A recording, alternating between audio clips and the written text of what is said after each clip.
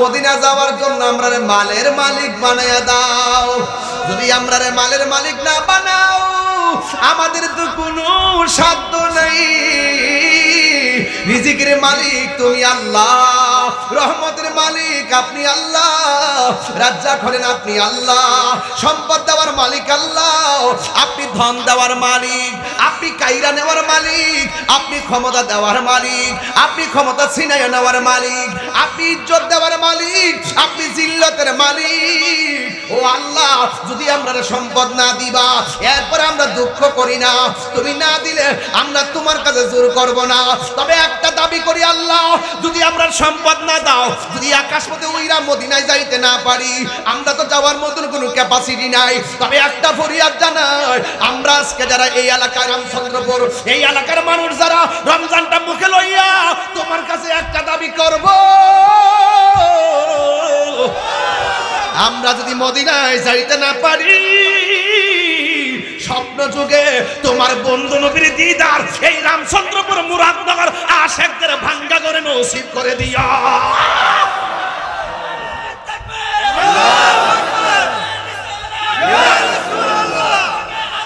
জিন্দাবাদ জিন্দাবাদ, আল্লাহু আকবার জোরে কর। আমার আল্লাহ শুনে কি শুনে না? আমার নবী দেখা দেওয়ার ক্ষমতা আছে না নাই? হায়রে পাগলের মতন ডাকতে থাকেন, লা তাকুনাতু মির রাহমাতিল্লাহ,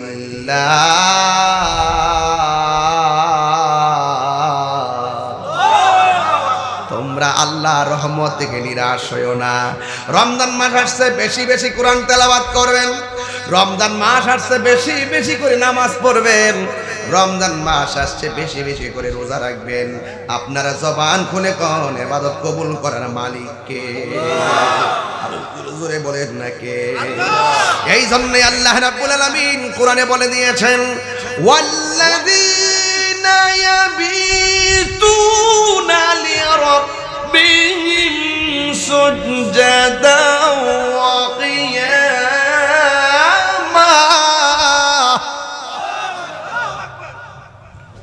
ইবাদত করার কথা বলছেন কে? রাতের বেলা ইবাদতের কথা বলছে কে? এই জন্য তারাবির দরকার আছে না নাই? রাতের বেলা তাহাজ্জুদের দরকার আছে না নাই? রাতের বেলা তাহাজ্জুদের দরকার আছে না নাই? আল্লাহর জিকির শুধুমাত্র সন্ধ্যায় চলবে না, আল্লাহর জিকির সকালেও চলবে। আল্লাহর জিকির শুধু সকালে চলবে না, আল্লাহর জিকির সদা সর্বদা চলবে। কাফেলাতে কে যাও তুমি, কে যাবে তোরে, সঙ্গে করে নাও গো আমায় একটু দয়া করে। সঙ্গে যদি না নেও মুরে গিয়ে মদিনা,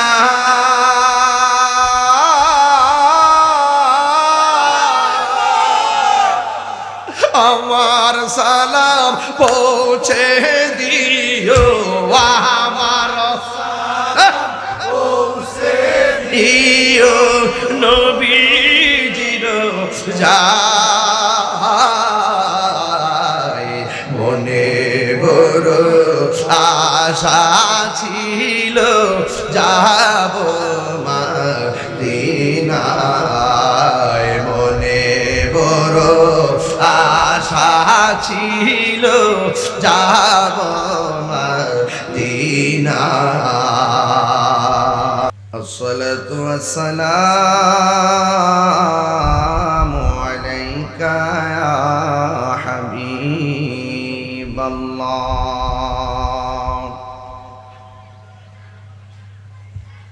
আসসালাতু ওয়াসসালামু আলাইকা ইয়া শাফিউল মুযনিবিন। আসসালাতু ওয়াসসালামু আলাইকা ইয়া রাহমাতান লিল আলামিন। সবাই একসাথে মহব্বতে পড়ুন আল্লাহুম্মা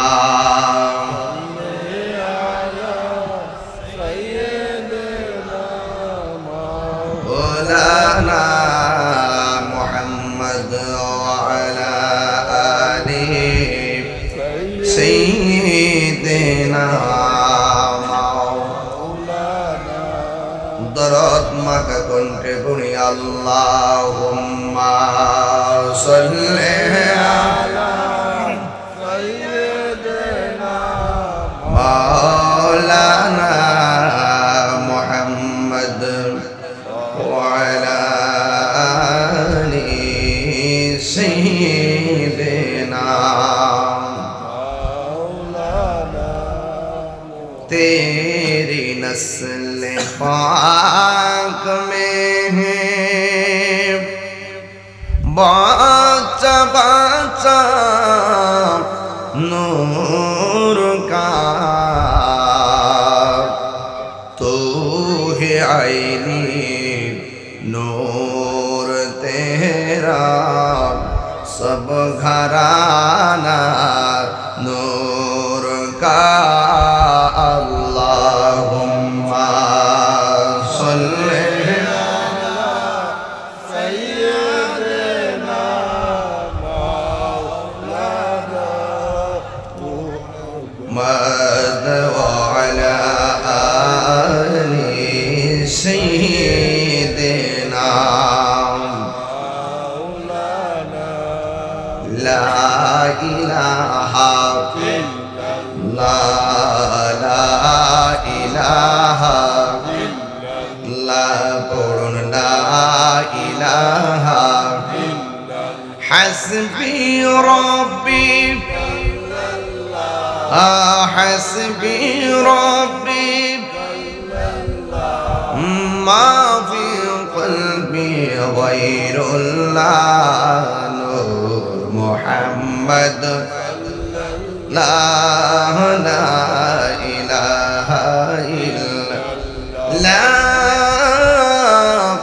इलाहा इल्लल्लाह मुहम्मदुर रसूलुल्लाह सल्लल्लाहु अलैहि ওয়াসাল্লাম। সকলে পড়ি আলহামদুলিল্লাহ। আমার বাবাজিরা, আজকের এই সুন্দর সাজানো গোছানো ইমানি আয়োজন আপনাদের সকলকে রমাদান কারীমের শুভেচ্ছা। আল্লাহ রাব্বুল আলামিন কোরআনুল কারীমের মধ্যে বলেছেন, ইয়া আইয়ুহাল্লাযীনা আমানু দুখুলু ফিস সিলমি কাফা, হে ঈমানদারগণ তোমরা ইসলামের মধ্যে পরিপূর্ণভাবে প্রবেশ করো। তো যারা সেহরির টাইমে সেহরি খেলেন, ইফতারের টাইমে ইফতার করলেন, মাঝখান দিয়ে আপনারা নামাজগুলো পড়লেন না, এটা কিন্তু পরিপূর্ণ হলো না। এই কাকার কর্মের মাঝে কি আছে? গ্যাপ আছে। রাসূল বলছেন, যারা সেহরি খায় আর ইফতার করে মাঝখান দিয়ে অশ্লীল কাজ ছাড়তে পারে নাই, ইবাদত বন্দেগীর দ্বারে কাছে যায় নাই, তার এই রোজা রাখার উপবাস থাকা সমান কথা। উপবাস থাকা যেই কথা, এইরকম ভাবে সেহরি আর ইফতার করাটা একই কথা। তো সুতরাং এটার মধ্যে কোনো মূল্য নাই। আল্লাহর হাবিব সাল্লাল্লাহু আলাইহি সাল্লাম বলেছেন, মান সালিমাল মুসলিমুনা মিন লিসানিহি ওয়া ইয়াদিহি, যার হাত দিয়ে কেউ নিরাপদ না, যার জবানের কথার দ্বারা কেউ নিরাপদ না, সে কখনো মুসলমান হতে পারে না। আর যে ব্যক্তি মুসলমানই হতে পারে না, সে তো ঈমানদার হওয়ার প্রশ্নই আসে না।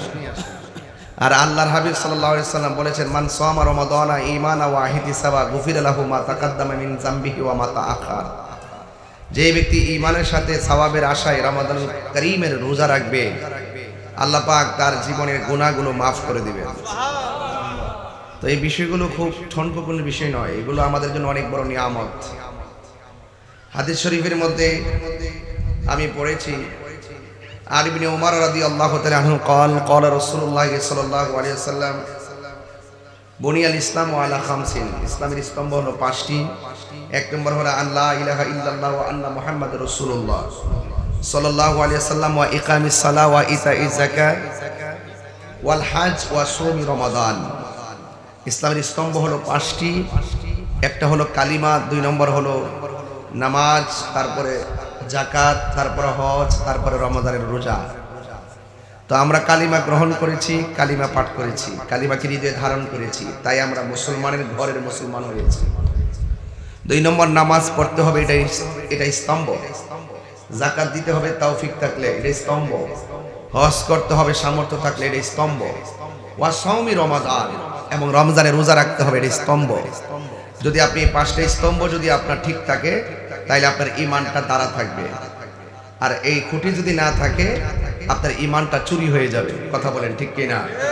এই যে পর্দাটা টানানো আছে, হয়তো পাতলাই হতে পারে, পাতলা পর্দাটাকে টানাইয়া ঝুলাইয়া রাখার জন্য খুঁটির প্রয়োজন আছে না নাই? যদি খুঁটিগুলো না থাকতো এই পর্দাকে টানাইতে পারতেন? তো এই জন্য ইসলামের খুঁটি আছে, ইসলামের স্তম্ভ আছে। একটা হলো কালিমা। প্রথম কি? কালিমা, লা ইলাহা মুহাম্মাদুর তাইলে সাল্লাল্লাহু আলাইহি ওয়াসাল্লাম।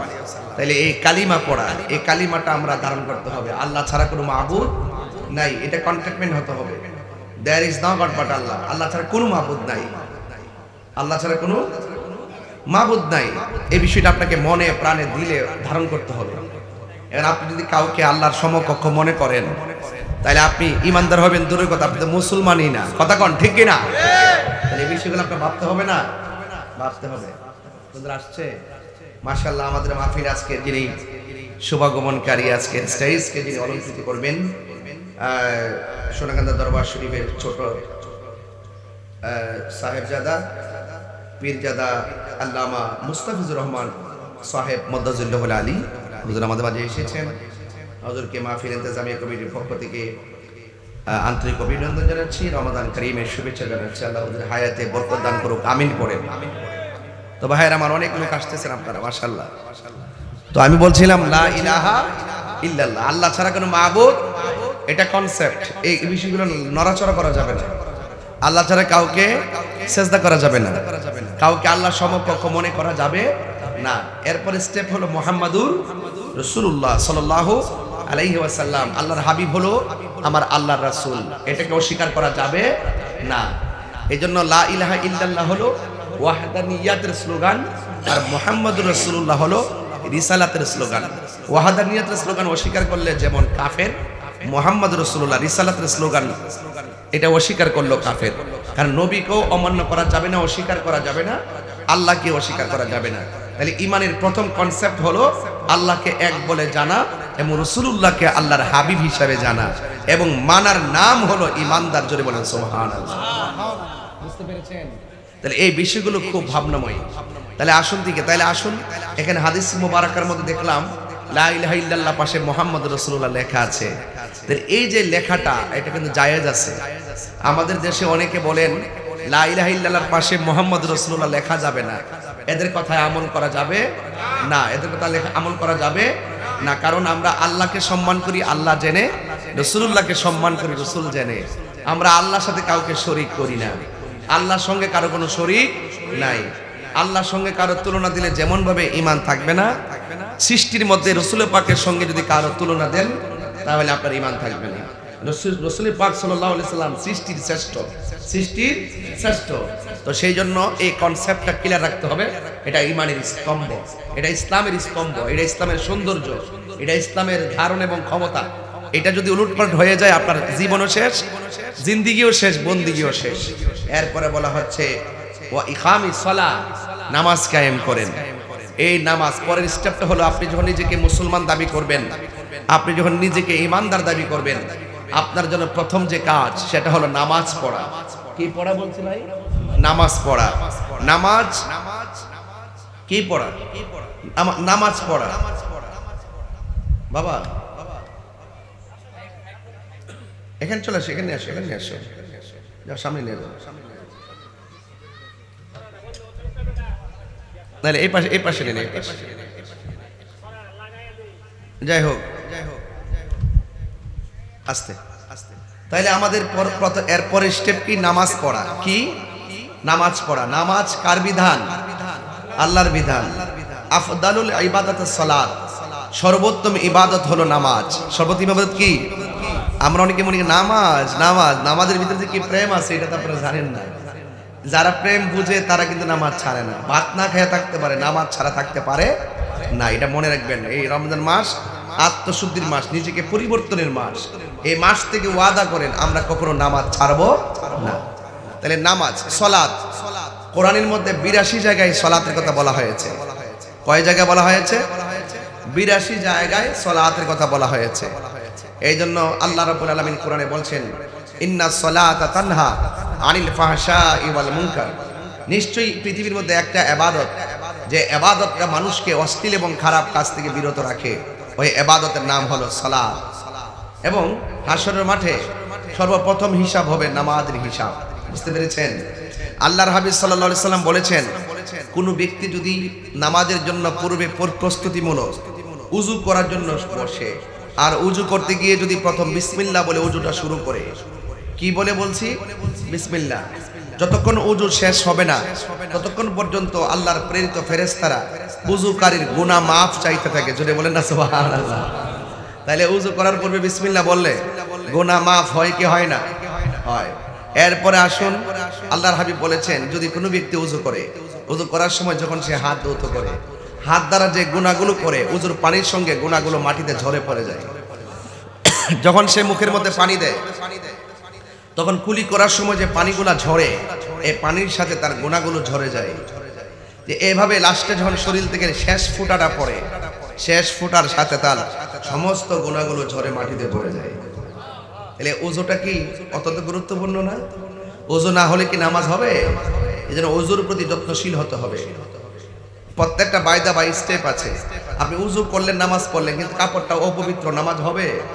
আচ্ছা, আপনি সবই ঠিক আছে, ওযু গোসল সব ঠিক আছে, কিন্তু আপনার জায়গাটা অপবিত্র, নামাজ হবে? তাইলে আপনার স্টেপগুলো কিন্তু অতিক্রম, ওভারটেক করা যাবে না। এজন্য রাসূল করিম সাল্লাল্লাহু আলাইহি সাল্লাম বলেছেন যে এই নামাজ এমন একটা বন্দেগী, যে এই বন্দেগীটা যদি আপনি না করেন, কবরের মধ্যে বেনামাজের জন্য 3টা শাস্তি অবধারিত হবে। কার জন্য বললাম? বেনামাজের জন্য। এজন্য বুনিয়াল ইসলাম আলা খামসিন, ইসলামের ইসলাম 5টার মধ্যে দ্বিতীয়টা হলো নামাজ। এই নামাজ পড়তে হবে। এজন্য আল্লাহর হাবিব সাল্লাল্লাহু আলাইহি সাল্লাম বলেছেন যে বেনামাজের জন্য কবরের মধ্যে 3টা শাস্তি অবধারিত। এর মধ্যে একটা শাস্তি হলো যে কবরে যাওয়ার পরে যে কবরের দুই পাশের মাটি আছে, এই মাটিগুলো অনেক দূরে চলে যাবে। ওই মাটিগুলো দূর থেকে এসে আপনার বডির মধ্যে এমন জোরে চাপা দিবে, আপনার হাড্ডিগুলো মাটির সঙ্গে মিশিয়ে ফেলবে।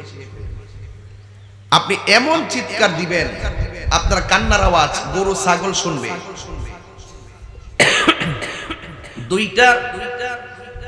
দুইটা প্রাণী এই আওয়াজটা শুনবে না। একটা হলো জিন, আর একটা হলো মানুষ। এই দুইটা জাতি কবরের কান্নার আওয়াজ শুনবে না। কেন শুনবে না জানেন? এই জন্য শুনবে না কারণ মানুষেরও হিসাব হবে, জিনেরও হিসাব হবে। এজন্য এদের কাছ থেকে এই আওয়াজটাকে মাগলুব করে রাখা হয়েছে। বুঝতে পেরেছেন? এজন্য মানুষ যদি ওই আওয়াজ, কান্নার আওয়াজ শুনতো, তাহলে মানুষের কানের পর্দা ফেটে মানুষ মারা যেত। কবরে এমন ভয়ঙ্কর আওয়াজ হচ্ছে আপনি জানেন না। ওরা বলতেছে বাঁচাও, আর পারি না, আবার দুনিয়াতে পাঠান, আবার দুনিয়াতে পাঠান, এই দুনিয়াতে গিয়ে তোমার ইবাদত করব। আল্লাহ বলছেন সুম্মা ইলাইহি তুরজাউন, না, আর যাওয়া যাবে না। জীবন একবার, মৃত্যু একবার, কিন্তু মৃত্যুর পরে যে জীবনটা দেওয়া হবে, এটার পরে আর মৃত্যু নাই, এটা অনন্ত জীবন থাকবে। হয়তো তুমি সুখী হবে, নয়তো তুমি দুঃখী হবে। চিৎকার মেরে বলেন আল্লাহু আকবার। আমার যুবক ভাইয়েরা, খুব মনোযোগ দিয়ে কথাগুলো শুনুন। আমি বলেছি বেনামাজির জন্য কবরের মধ্যে শাস্তি আছে, হাসরের ময়দানে শাস্তি দেওয়া হবে। এই জন্য হাসরের ময়দানে প্রথম হিসাব হবে নামাজের হিসাব। এরপরে বলা হয় যাকাত দাও।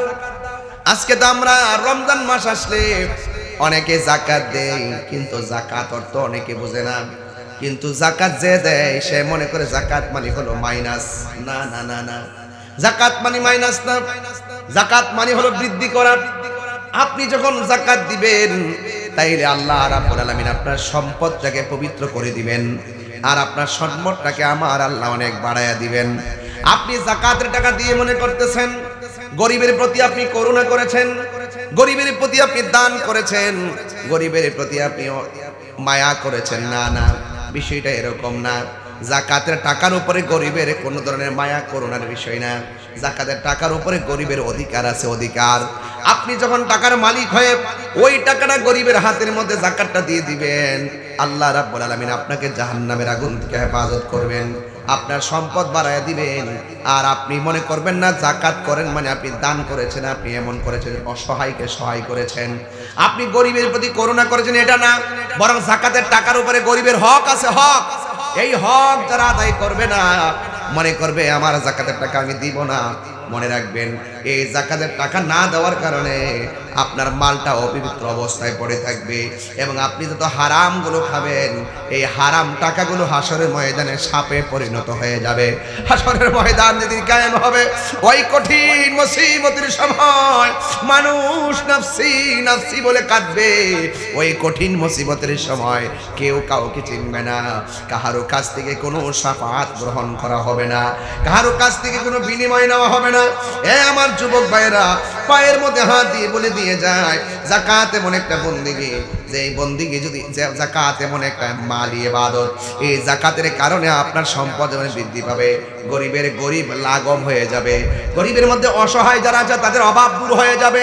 আর যাকাত দিলে আল্লাহ এত খুশি হয়, আল্লাহ খুশি হয়ে আপনার সম্পদ আরো বাড়ায়া দেয়। চিৎকার মেরে কি আল্লাহু আকবার বলা যাবে না? হ্যাঁ আমার যুবক ভাইরা, আর যদি যাকাত না দেন হাসরের ময়দানে আল্লাহ রাব্বুল আলামিন আপনার হারামগুলো সম্পৃক্ত থাকার কারণে, আর আপনি যদি ওই টাকা দিয়ে যদি হারাম লাগান, সুদ লাগান, ঘুষ লাগান, ওই টাকাগুলো সাপে পরিণত হয়ে আপনাকে দৌড়ানি দিবে, এমন একটা দৌড়ানি দিবে আপনাকে হেফাজত করার মতো কেউ থাকবে না। ঘরের মধ্যে সাপ ঢুকলে যেমন করে উজাবাইদ দেন না, সাপকে সুন্দর করে উদ্ধার করা হয়, কিন্তু হাসরের ময়দানে যাকে যাকে সাপ আপনাকে ধাওয়া করবে, এমন ভাবে ধাওয়া করবে যে ধাওয়ার কারণে আপনি চুল পরিমাণ নড়তে পারবেন না। এই সাপগুলো হাত দিয়াবে আপনার মুখের ভিতরে ঢুকে যাবে, মুখের ভিতরে ঢুকে পেটের ভিতরে এমন ভাবে ঢুকে পেটটা কালবুয়ুতিন, মুসলিম শরীফের হাদিস, ঘর সমূহের তুলির মতন গর্তা হয়ে যাবে, পেটটা হয়ে যাবে। আর ওই পেটের ভিতরে সাপ আপনাকে দংশন করবে। ওই সাপটা যদি এই গাছের মধ্যে সুবল দিত, ওই সাপটা যদি দুনিয়াতে এসে শ্বাসটা ফালাইতো, সব গাছগুলা বিষের যন্ত্রণায় মারা যেত। এমন বিষাক্ত সাপ আমার আল্লাহ রাব্বুল আলামিন আপনার পেটের ভিতরে ঢুকাই দিবে, আর আপনাকে এমন জোরে সুবল মারবে আপনার কান্নার কারণে জাহান্নামীরা বিরক্ত হয়ে যাবে। কথা বলেন ঠিক কিনা? জাহান্নামীরা বলবে আল্লাহ তার কর্কশ কান্নার আওয়াজ ভালো লাগে না, ওরে এখান থেকে দূরে সরাইয়া নিয়ে যাও। এবার নবী ডাক দিয়ে বলবেন আল্লাহ এই সমস্ত মানুষগুলাকে যাদের পেটগুলো অনেক বড় বড় আর কান্না করতেছে, শরীরটা নিয়ে নড়াচড়া করতে পারছে না, আল্লাহ রাব্বুল আলামিন বলেন হ্যাঁ বন্ধু, এরা হলো দুনিয়ার ওই সমস্ত মানুষ যারা দুনিয়ার মধ্যে যায় হারাম খেয়েছে। আমি আল্লাহ ধন দিয়েছি কিন্তু আমি আল্লাহ সম্পদ পাইয়া শুকরিয়া আদায় করে নাই। কর্জে হাসানা নামক একটা সুন্দর রীতি ছিল, সে কর্জে হাসানাকে ডিলিট করে দিয়ে ঘরে ঘরে সুদের আড্ডা লাগাইছে। কথা বলেন ঠিক কিনা? এই জন্য যতটা টাকা হারাম খেয়েছে, অবৈধ পথে পন্থা অবলম্বন করেছে, আমি আল্লাহ রাব্বুল আলামিন সবগুলো অর্থকে আমি আল্লাহ সাপে পরিণত করেছি। আর সাপগুলো তাদেরকে দংশন করতেছে আর কান্না করতেছে। এই জন্য আমার যুবক ভাইরা, বুনিয়াল ইসলামু আলা খামসিন, ইসলামের স্তম্ভ পাঁচটির তৃতীয় কনসেপ্টটা হলো আপনাকে যাকাত দেওয়া লাগবে। আপনারা জবান খুলে বলেন সম্পদ দেওয়ার মালিক কে? সম্পদ দেওয়ার মালিক কে? আল্লাহ। সম্পদ দিয়েছেন, সম্পদকে সুচারুরূপে আপনার সন্নিবেশিত করতে হবে। এরপরে ইসলামের তৃতীয় স্তম্ভের পরে চতুর্থ নম্বর স্টেপ হলো ওয়াল হজ। এই মুহূর্তে অনেক হাজি মক্কা আছে না নাই? অনেক হাজি মদিনায় আছে না নাই? অনেকে মনে করে আল্লাহ আমারে টাকা দিছে, হজে না গেলে মানুষ আমাকে কৃপণ বলবে, এই জন্য হজে যায়। আরেক প্রকার মানুষ আছে, হজে যায় মানুষ আমাকে হাজি বলবে। হাসরের ময়দান যেদিন কায়েম হবে, আল্লাহ বলবে থামো, থামো, থামবে, থামবে। তুমি কিসের বলে বেহেশতে যাওয়ার আশা করো? সে বলবে আমি হজ করেছি, তোমার ঘর জিয়ারত করেছি। আল্লাহ বলছে মৃত্যু, তুমি আমার সন্তুষ্টির জন্য হজ করো নাই, মানুষ তোমাকে হাজি বলবে। মানুষ তোমাকে বাহবা দিবে, মানুষ তোমাকে বখিল বলবে, এজন্য তুমি হজ করেছো। দাঁড়াও, 1 ইঞ্চি সামনে যাওয়া যাবে না। উপায় আছে? কথা কন না কেন? উপায় আছে? উপায় নেই। তাহলে বোঝা গেল বাঁচার কোনো রাস্তা, বাঁচার রাস্তা নাই। আমার যুবক ভাইয়েরা, হজ করব, যাকাত দিব, উমরা করব। আল্লাহ বলছেন আতিমুল হজ্জ ওয়াল উমরা, তোমরা হজ এবং উমরা পালন করো। কার সন্তুষ্টির জন্য? এই জন্য যুবক ভাইরা আমার, যারা হাজী হবেন, যারা মদিনা যাওয়ার জন্য নুরওয়ানা দিবেন, এদের কাছে বেশি বেশি গিয়ে হাত ধরে বলবেন, ও ভাই, তোমার আল্লাহ টাকা দিছে, তুমি মদিনায় যাইতেছো। আমরা দেহটা বাংলায়, মনটা মদিনায়, কিন্তু বিমান ভাড়া নাই, পাসপোর্ট নাই, ভিসা নাই, যাইতে পারি না। আপনি যখন রাসূল পাকের রওজা মুবারকের কাছে যাবেন, দয়া কইরা বাংলার জমিনের আমরা পাগলদের সালামটা রাসূল পাকের নূরানি কদম মুবারকে দিয়ে দিবে। আল্লাহর হাবিব ওই সালাম শুনে কি শুনে না?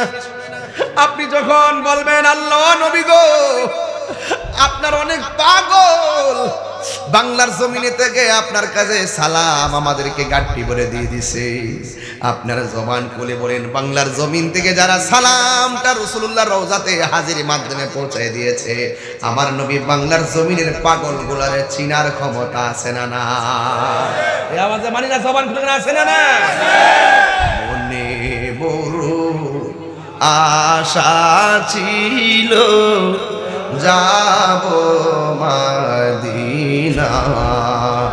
মনে বড় যাব মদিনায়। একটু সবাই রোজা, তো সবাই তো রোজা, জানি কষ্টটা হবে, তারপরে বলেন যে আবাদতে কষ্ট বেশি, সেই আবাদতে সওয়াব বেশি। হজ তো 3 প্রকার, হজ্জে ইফরাদ, হজ্জে তামাত্তু, হজ্জে কিরান। কিরান হজটা সর্বোত্তম, কেন জানেন? একে ইহরামে হজ এবং উমরা কাজ পালন করতে হয়, সম্পন্ন করতে হয়। এটার মধ্যে কষ্ট বেশি, সওয়াব বেশি। রায়াল ইমাম আযম আবু হানিফা রাহমাতুল্লাহ আলাইহি বলেছেন, একে ইহরামে যেহেতু হজ উমরা পালন করতে হয়, এইজন্য এটা কষ্ট বেশি, এইজন্য এটাতে সওয়াব বেশি। জোরে বলেন না সুবহানাল্লাহ।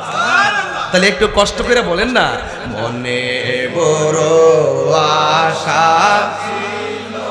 যাব মদিনায়, সালাম আমি করব গিয়ে, সালাম আমি করব গিয়ে, নবীজির যায়, মনে বড় আশা ছিল যাব মদিনায়, মনে বড় আশা ছিল যাব মদিনায়। আরব সাগর, কষ্ট দিয়েছে, কষ্ট দিয়েছে নাকি বাবা? এটা বলেন। আরব সাগর পাড়ি দিব, সঙ্গে নাই মোর তরি, পাখি নই তো উড়ে যাব ডানাতে ভর করি, আমার আশায় আছে সম্বল না, আশা নাই করি কিও পায়, মনে বড় আশা ছিল যাব মদিনায়, মনে বড় আশা ছিল যাব মদিনায়। কাফেলাতে কে যাও তুমি, কে যাবে তোরি, সঙ্গে করে নাও গো আমায়, একটু দয়া করি, সঙ্গে যদি না নেও মুরে গিয়ে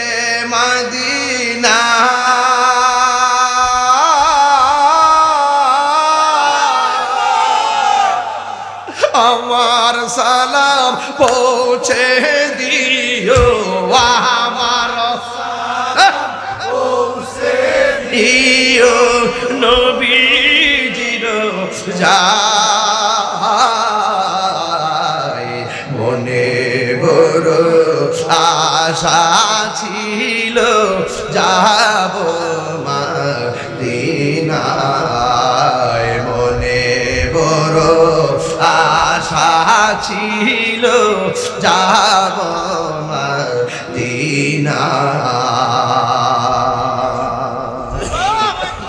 ওই হজে যাইতে চাই কি চাই না আও দিলটা নরম করে কন্যা আল্লাহ আর মহব্বতে কন্যা আল্লাহ বাড়ি বানাইবার জন্য না মদিনা যাওয়ার জন্য আমরারে মালের মালিক বানায়া দাও যদি আমরারে মালের মালিক না বানাও আমাদের তো কোনো সাধ্য নাই রিজিকের মালিক তুমি আল্লাহ রহমতের মালিক আপনি আল্লাহ রাজ্জাক হলেন আপনি আল্লাহ সম্পদ দেওয়ার মালিক আল্লাহ আপনি ধন দেওয়ার মালিক আপনি কাইরা নেওয়ার মালিক আপনি ক্ষমতা দেওয়ার মালিক আপনি ক্ষমতা ছিনাইয়া নেওয়ার মালিক আপনি ইজ্জত দেওয়ার মালিক আপনি জিল্লতের মালিক ও আল্লাহ যদি আমরা সম্পদ না দিবা এরপরে আমরা দুঃখ করি না তুমি না দিলে আমরা তোমার কাছে জোর করব না তবে একটা দাবি করি আল্লাহ যদি আমরা সম্পদ না দাও যদি আকাশ পথে উইরা মদিনায় যাইতে না পারি আমরা তো যাওয়ার মতন কোনো ক্যাপাসিটি নাই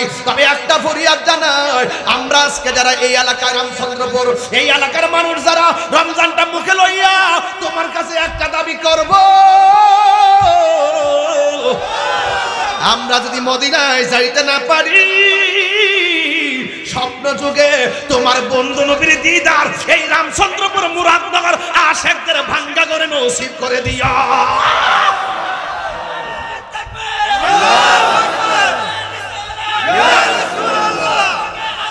জিন্দাবাদ জিন্দাবাদ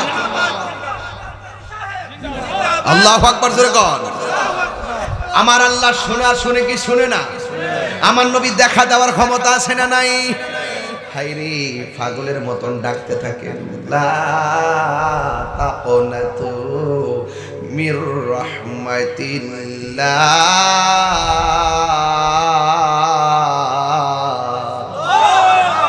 তোমরা আল্লাহর রহমত থেকে নিরাশ হইও না রমজান মাস আসছে বেশি বেশি কোরআন তেলাওয়াত করবেন রমজান মাস আসছে বেশি বেশি করে নামাজ পড়বেন রমজান মাস আসছে বেশি বেশি করে রোজা রাখবেন আপনারা জবান খুলে কোন ইবাদত কবুল করার মালিক কে আর জোরে বলেন না কে এই জন্য আল্লাহ রাব্বুল আলামিন কোরআনে বলে দিয়েছেন ওয়াল্লাযীনা ইয়াবিতুনা লিরাব্বিহিম সুজদাও ওয়া কিয়ামা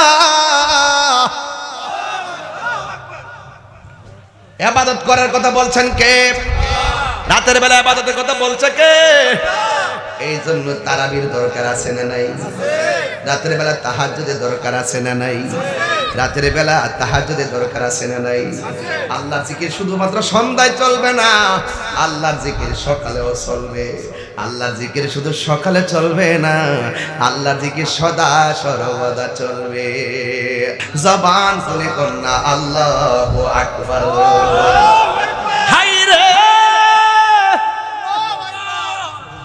কেন জিকির করছি জানেননি জিকির করলে গুনাহ হয় না মাফ হয় খাবার খাইলে গায়ে বল পাওয়া যায়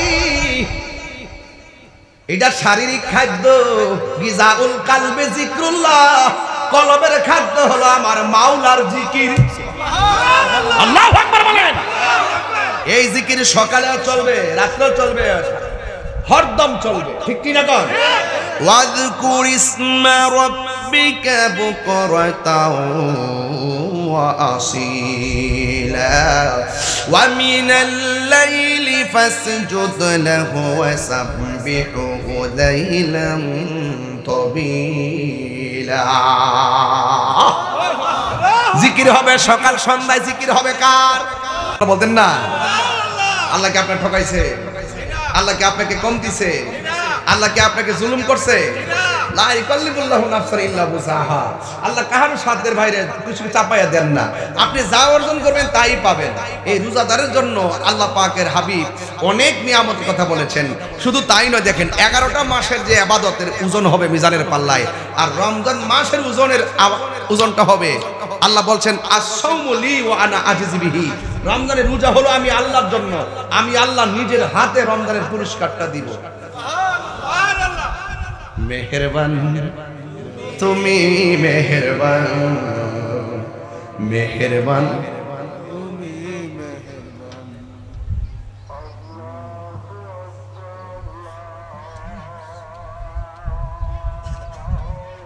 আপনাদের সবার ইফতারের দাওয়াত।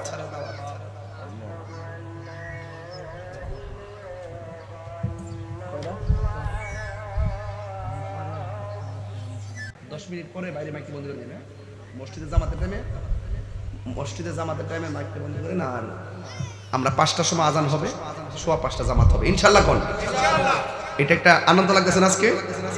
এটাই মাহফিলটা সবসময় হয় না, এই পরিবেশগুলো সবসময় হয় না।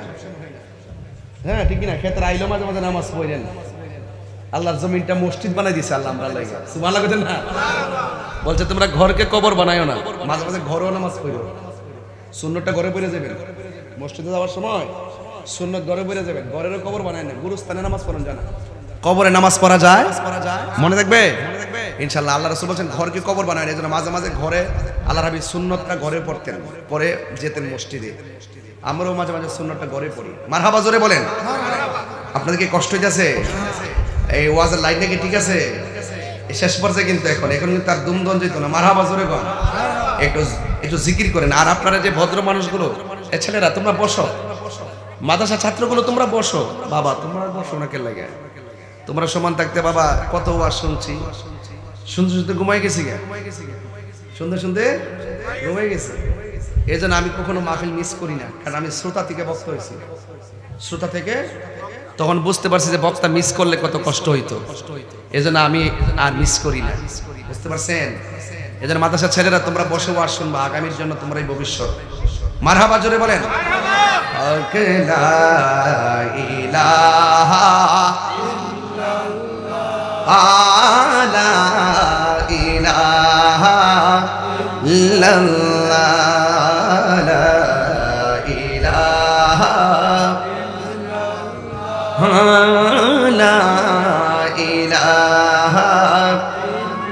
হাসবি রব্বি জাল্লাল্লাহ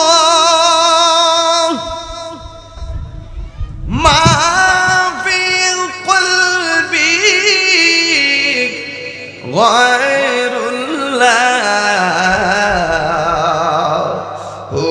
নূর মুহাম্মদ সাল্লাল্লাহু লা ইলাহা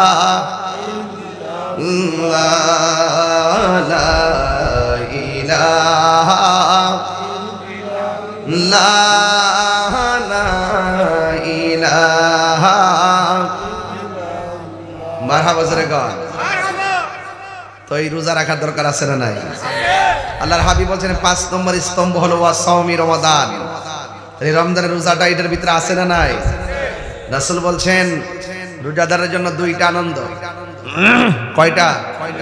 2টা আনন্দ। একটা হলো ইফতারের সময়, আর একটা হলো ইনদা লিকায়ে রাব্বিহি, আর একটা হলো আল্লাহর সঙ্গে হাসরের মাঠে দিদারের সময়। সুবহানাল্লাহ। এবং আল্লাহর হাবিব বলছেন রোজাদারের মুখের দুর্গন্ধ আল্লাহর কাছে মেশকে আম্বর চাইতে আরো সুগন্ধ। আল্লাহর হাবিব আরো বলেছেন রোজা হলো ঢাল স্বরূপ। ডাল যেমন করে তলোয়ারের আঘাতকে ফিরাইয়া দেয়, রমজানের রোজাগুলো ঢাল হয়ে গুনাহগুলোকে ফিরাইয়া দেয়। সুবহানাল্লাহ। এই জন্য সর্বসাকল্যে আল্লাহ বলছেন ইয়া আইয়ুহাল্লাযীনা আমানু কুতিবা আলাইকুমুস সিয়াম কামা কুতিবা আলাল্লাযীনা মিন ক্বাবলিকুম লাআল্লাকুম তাত্তাকুন। আল্লাহ রাব্বুল আলামিন বলছেন হে ঈমানদারগণ, আমরা কি ঈমানদার না বেঈমান? আল্লাহ বলছেন হে ঈমানদারগণ, তোমাদের উপরে রোজাকে ফরজ করা হয়েছে যেমনি ভাবে তোমাদের পূর্ববর্তীগণের উপরে রোজা ফরজ করা হয়েছিল। এই জন্য রোজা তোমাদেরকে মুত্তাকি বানাবে। আর যারা মুত্তাকি হবে, আল্লাহকে যারা ভয় করবে, আল্লাহ বলছেন ওয়ালিমান খাফা মাকামা রাব্বিহি জান্নাতান। আমি আল্লাহকে যারা ভয় করবে আমি আল্লাহ তাদেরকে 2টা জান্নাত দিয়ে দিব। আল্লাহ 2টা জান্নাত দিলে কি জান্নাত কমে যাবে? জান্নাত কি আমাদের বাড়ি ঘরের মতো ছোট? সবার পরে যে জান্নাতে যাবে সবার ছোট যে জান্নাতটা, এই জান্নাতটা দুনিয়ার কয়েকটা সমান। যদি কোন সুবহানাল্লাহ। আপনি কত খাইবেন আর কত ঘুরবেন? একদম একটা গাছ দিবে সর্বনিম্ন, সবার পরে যে বেহেশতে যাবে একটা গাছ দিবে, ওই গাছের নিচে যদি ঘোড়া নিয়া 100 বছর দৌড়াদৌড়ি করে তারপরে গাছের ছায়া শেষ হবে না। তাহলে গাছটা কি ছোট না বড়? তা আপনি টেনশন করতে হবে না, আল্লাহর কাছে নিয়ামতের কোনো অভাব। আল্লাহর হাবিব সাল্লাল্লাহু আলাইহি সাল্লাম বলেছেন, যেই ব্যক্তি রমাদানুল মুবারকের ঈদের দিন মানুষকে কাপড় কিনে দেয়, আল্লাহ পাক তার জন্য জান্নাতের জামার ব্যবস্থা করে দিবেন। আল্লাহ রাসূল বলেছেন, তোমরা ঈদগার মাঠে এক রাস্তায় গিয়ে আরেক রাস্তায় আসবা, কারণ রাস্তা দিয়ে যাওয়ার সময় রাস্তার মোড়ে মোড়ে ফেরেশতারা হাত গুটিয়ে বসে থাকে তোমার গুনাহগুলোকে হাতে নেওয়ার জন্য। বুঝতে পেরেছেন? এবং এই রমাদানুল মুবারকের শেষ 10 দিন ইতিকাফ অবশ্যই করবেন। মরার আগে একটু মইরা দেখেন না কেমন লাগে। মরার আগে একটু মইরা দেখেন না। আমার মরণের কতদিন বাকি আমি জানিলাম না গো আল্লাহ, মরণের কতদিন বাকি আমার মরণের আমি জানিলাম না গো আল্লাহ, মরণের কতদিন বাকি। কোন দিন আমাদের মরণ হবে জানি না, তবে একটা কথা, চাইতে কম চাইয়া লাভ আছে? আল্লাহর বলবো, আল্লাহ যেদিন তুমি মরণ দিবা রমজান মাসে মরণ দিবা। আপনি ভাবতেছেন যে হায়াত মোর নির্ধারিত, ঠিক আছে, আল্লাহ আবার এই নির্ধারিত টাইমটা লড়াইবার অধিকার আছে না নাই? নেক কাজের দ্বারা হায়াত বাড়ে, বদ কাজের দ্বারা হায়াত। এই জন্য নেক কাজ করবেন। আপনি যদি মনে করেন যে আল্লাহ মরণটা লিখে রাখছেন 1 তারিখে, ওকে, এটা না বিশ্বাস করি, যদি এটাও বলি যে আল্লাহ আমাদের হায়াতটা রমজান পর্যন্ত বাড়াইয়া দাও, আল্লাহ রাব্বুল আলামিন তার রহমতের চাদরের কারণে বাড়াইতে পারে কি পারে না? আল্লাহ বলতেছেন, মানে তুই মনে করে যে হবে না, অথচ আমি আল্লাহ দেওয়ার মালিক। সুবহানাল্লাহ। তাই এই জন্য রমজান মাসে চাইবেন, যেদিন মৃত্যু কামনা করবেন রমজান মাসে মৃত্যু কামনা করবেন। 8টা জান্নাতের মধ্যে যখন জান্নাতটা চাইবেন, জান্নাতুল ফেরদাউসটা চাইবেন, বড়টা চাইবেন। মারহাবা জোরে কর। এই জন্য আমার যুবক ভাইরা, আল্লাহর হাবিব সাল্লাল্লাহু আলাইহি সাল্লাম বলেছেন, আন আবি হুরায়রা রাদিয়াল্লাহু তাআলা আনহু قال قال رسول الله صلى الله عليه وسلم اذا كان افضل ليله من شهر رمضان, যখন রমজানের প্রথম রাত আসে, সুফিরাতি শায়াতিন, শয়তানদেরকে বেঁধে ফেলা হয়, ওয়া মারদাতুল জিন, এবং মুরদুদ জিনদেরকে আবদ্ধ করা হয়, ওয়া গুল্লিকাত আবওয়াবান নার, এবং জান্নাতের দরজাগুলোকে বন্ধ করে দেওয়া হয়, ফালাম ইউফতাহ, একটা দরজাও খোলা হয় না, হ্যাঁ, ওয়া ফুতিহাত আবওয়াবুল জান্নাহ, জান্নাতের দরজাগুলো খুলে দেওয়া হয়, ফালাম ইউগলাক মিনহা, একটা দরজাও বন্ধ করা হয় না। চিৎকার মেরে বলেন না সুবহানাল্লাহ। ওয়া ইউনাদি মুনাদি, আহ্বানকারী আহ্বান করতে থাকে, ইয়া বাগিয়াল খায়র, হে কল্যাণকামীরা তোমরা আকবিল, সামনে অগ্রসর হও। এবার বলতে থাকে, ইয়া বাগিয়া শার, হে মন্দ অন্বেষণকারীরা, আকসির, থেমে যাও, তোমরা থেমে যাও, আর সামনে যেও না। ওয়ালিল্লাহি উতাকাউ মিনান নার ওয়া যালিকা কুল্লু লাইলাতিন। আল্লাহ রাব্বুল আলামিন হাবিব বলতেছেন, এই রমাদানুল মুবারকে জাহান্নামীদেরকে মুক্ত করে দেওয়া হয়। চিৎকার মেরে কন্যা সুবহানাল্লাহ। তো আল্লাহ পাক বন্ধ করতে পারে, আবার খুলতেও পারে। এই জন্য এই রমজান মাস সর্বদিক দিয়ে নিয়ামতের মাস। অনেক মানুষ আছেন রমজান মাসে কোরআন তেলাওয়াত করেন না, হাঁটতে হাঁটতে সূরা ইখলাস হইলো 3 বার পড়েন। যে ব্যক্তি সূরা ইখলাস 3 বার পড়ে, যে ব্যক্তি কোরআন আপনারা পারেন না, ধরেন না যে আপনি পারেন না, কিন্তু সূরা ইখলাসটা তো পারেন, কুল হুয়াল্লাহটা তো পারেন, এটা যদি আপনি 3 বার করেন, আল্লাহ রাব্বুল আলামিন আপনার আমলনামায় 1 খতম কোরআনের সওয়াব দিয়ে দিবেন। সুবহানাল্লাহ। আর বড় করবেন আল্লাহু আকবার। এজন্য কুল হুয়াল্লাহু আহাদ আল্লাহুস সামাদ লাম ইয়ালিদ ওয়া লাম ইউলাদ ওয়া লাম ইয়াকুল লাহু কুফুয়ান আহাদ। আল্লাহ বলছেন, হে বন্ধু আপনি বলে দিন, আমি আল্লাহ এক, আমি অমুখাপেক্ষী, আমাকে কেউ জন্ম দেয়নি, আমিও কাউকে জন্ম দেয়নি। চিৎকার মেরে কন্যা আল্লাহু আকবার।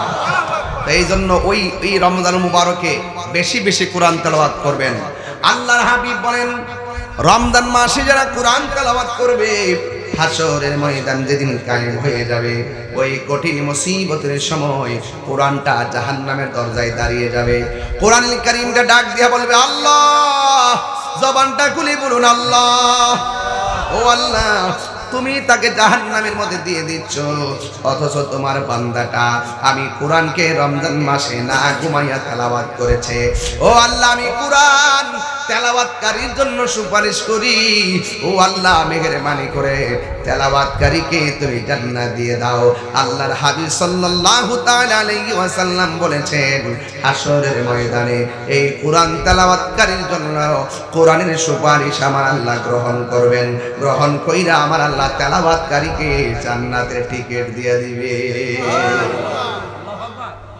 তাহলে এই কোরআন আমরা চাই কি চাই না? আরো বড় করে চাই কি না? কোরআন তেলাওয়াত করে মা চাচিদেরকে বলবো, আমার মাদেরকে বলবো, আম্মা ও মা বেশি বেশি করে কোরআন তেলাওয়াত করবেন।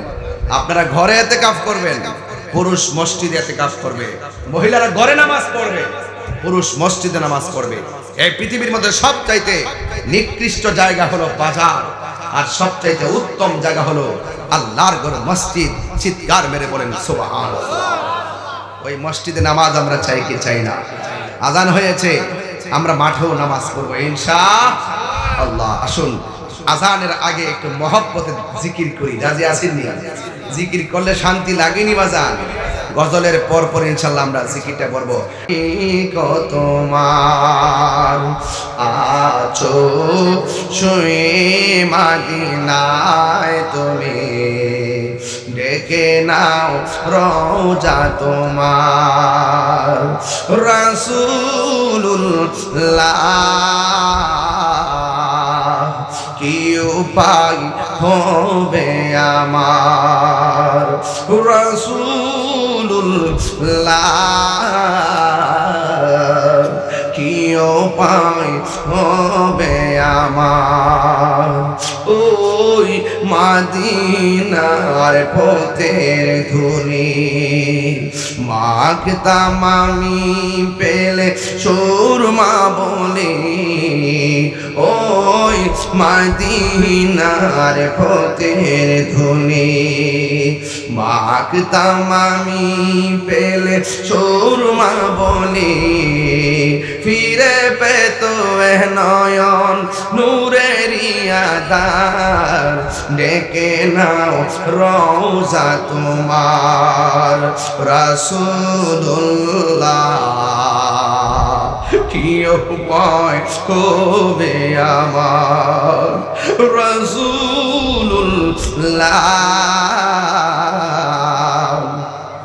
কি উপায় হবে আমার, মরণের চিঠি যখন আসবে আমার, কালিমার তালকিন দিও বারে বার, মরণের চিঠি যখন আসবে আমার, কালিমার তালকিন দিও বারে বার, প্রাণ ভরে দেখব চেহারা তোমার, প্রাণ ভরে চেহারা তোমার, ডেকে নাও রওজা তোমার, রাসূলুল্লাহ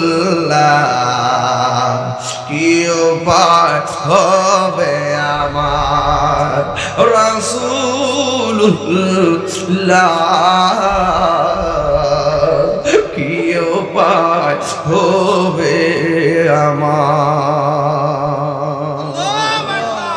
আমরা রাসূলের দিদার চাই কি চাই না? আজকের মাহফিল আল্লাহ মরহুম হাজী আব্দুল মালিক মেম্বার সাহেব, তিনি দুনিয়াতে নাই, তার ছেলেরা কত কষ্ট করে মহব্বত করে হাজার লোকের ইফতারের আয়োজন করেছেন, দোয়ার মাহফিল করেছেন, আমার মতন গুনাহগারকে স্মরণ করেছেন। আমারও আব্বা দুনিয়াতে নাই। এই যুবক, বাপ একটা বট গাছ রে ভাই, এই গাছটা চলে গেলে কুল কিনারা খুঁজে পাওয়া যায় না। মা একটা মমতার চাদর, এই চাদরটা চলে গেলে নিচে শান্তি খুঁজে পাওয়া যায় না। এই জন্য মা বাপরে কখনো কষ্ট দিবেন না।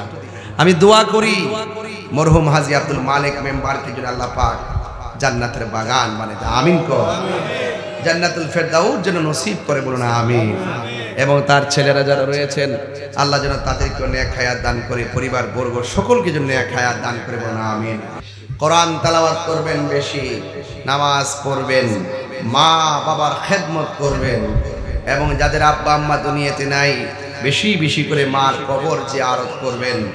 এবং প্রত্যেকটা মানুষকে বলবো, আপনারা হারাম খাবেন না, হারাম খাবারের দ্বারা উৎপাদিত রক্তের দোয়া আল্লাহ পাক কবুল করে না। এই জন্য সবসময় হালাল খাবেন। কি খাবেন? হালাল খাবেন। ভাইয়ের আমার, আজকে আপনাদের কাছে আমার অনুরোধ থাকবে, আপনারা সবাই মিলেমিশে থাকবেন এবং সকলে সতর্ক থাকবেন। ইসলাম শান্তির ধর্ম, এবং যদি কেউ এর বিরুদ্ধে ষড়যন্ত্র করে আমাদের সকলকে ঐক্যবদ্ধ থাকতে হবে।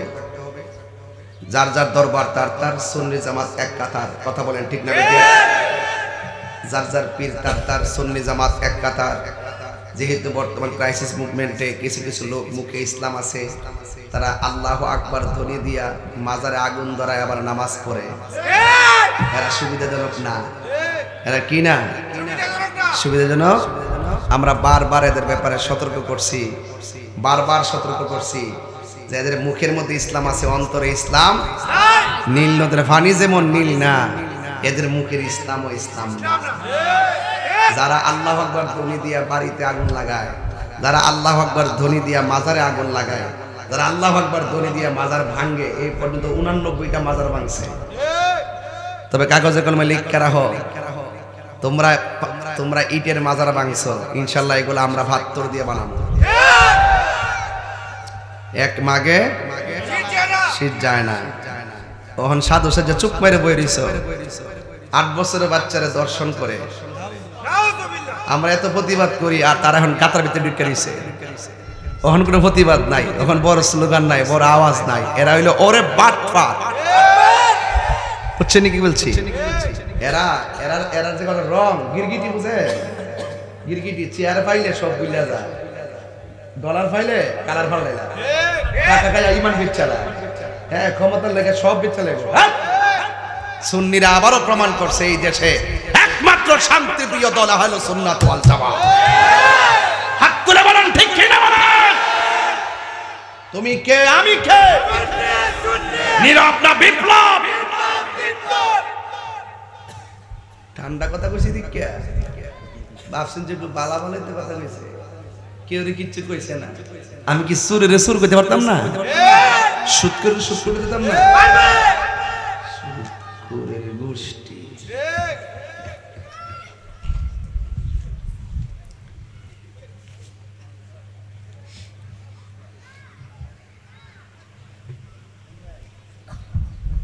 যাক যাক, মিলেমিশে থাকবেন। কেমনে থাকবেন? মিলেমিশে থাকবেন ইনশাআল্লাহ। কোন না কেন হাত তুলেন, অত নরম ওয়াজ না, গরম করেন, গরম করেন।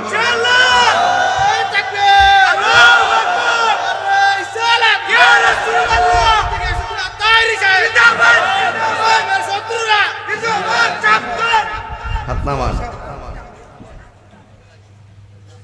এই আপনার বিবেকে কি বলে? আল্লাহর ওলির মাজারে কি ভাঙন যাব? যদি কোনো মাজারে শরীয়ত বহির্ভূত কাজ হয়, নাচানাচি হয়, শরীয়ত বহির্ভূত কাজ হয়, গান্দা মান্ডা তাহে, আমরা সবাই মিলে এইটারে প্রতিরোধ করব। আর ওলি আল্লাহর মাজারকে সংরক্ষণ করব। কি করব? ধরুন না আপনার লোক আমার আকীদার মিল নাই, আপনি কিন্তু আমার ঘরটাকে ফিরে নিবে। এটার নাম কি ইসলাম? এটার নাম ইসলাম। আব্দুল্লাহ ইবনে আব্দুল ওয়াহাব নজদির প্রেতার তারা, এরা ওই ওই ইবনুল আব্দুল ওয়াহাব নজদির আদর্শই দেশে বাস্তবায়ন করতে চায়। এই সুযোগ হুসাইনি প্রেমিকরা দিবে না ইনশাআল্লাহ। ইনশাআল্লাহ দিবে।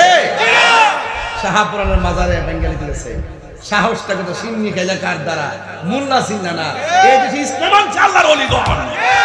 ঠিক কি না বলেন?